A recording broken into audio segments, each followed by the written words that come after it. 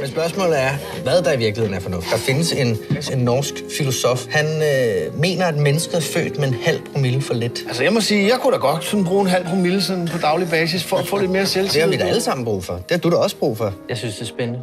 Det gør jeg også. Så det er det, vi gør.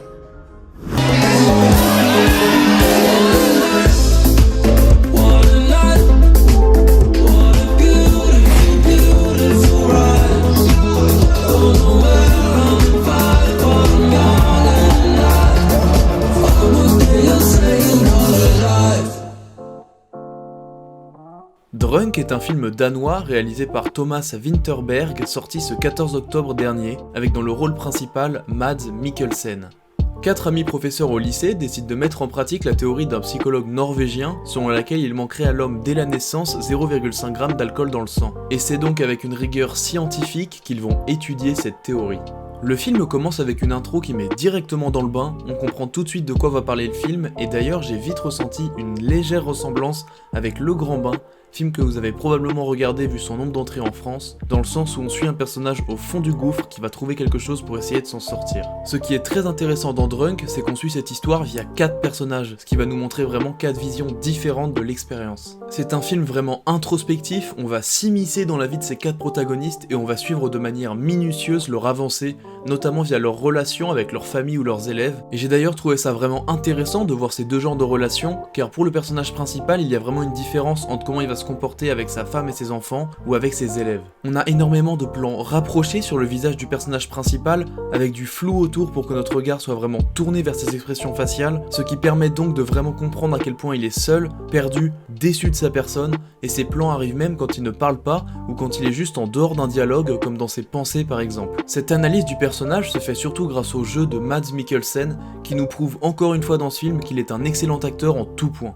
La caméra bouge beaucoup, elle est majoritairement tenue à la main et elle est donc souvent en mouvement, et du coup j'ai trouvé que ça imageait plutôt bien l'instabilité de leur théorie qui est vraiment bancale et qui risque de s'effondrer à n'importe quel moment.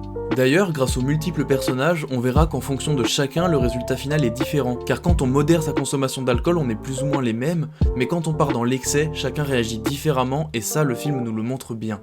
J'ai trouvé l'humour du film vraiment excellent et bien pensé, les musiques étaient géniales également, surtout celle de la bande-annonce qu'on retrouve à la première et dernière scène du film, qui donne d'ailleurs l'effet d'un palindrome, donc il peut se lire dans les deux sens. Et il y a aussi quelque chose qui arrive à plusieurs reprises dans le film et que j'adore, c'est quand les musiques intradiégétiques, donc les musiques qui sont dans l'histoire, à savoir une radio par exemple, deviennent extra-diégétiques et donc que seulement nous, spectateurs, pouvons entendre. En bref, Drunk c'était un film que j'attendais énormément et j'ai été plus que surpris en le voyant. C'est un film vraiment excellent qui se trouve déjà dans mon top de l'année. Je conseille vraiment à tout le monde d'aller le voir, on passe vraiment un bon moment même si certaines scènes sont plutôt dures et que le film reste quand même un drame avant d'être une comédie. Et puis dans tous les cas, il faut aller en salle, surtout durant cette période difficile où les petits cinémas ferment petit à petit, les grands studios sont en train de se tourner de plus en plus vers les services de streaming, et c'est vraiment dommage car oui, le cinéma ça coûte cher, c'est un investissement, mais aucun film ne se vit mieux qu'en le voyant en salle, alors quand un film vous tente, s'il vous plaît, n'hésitez pas.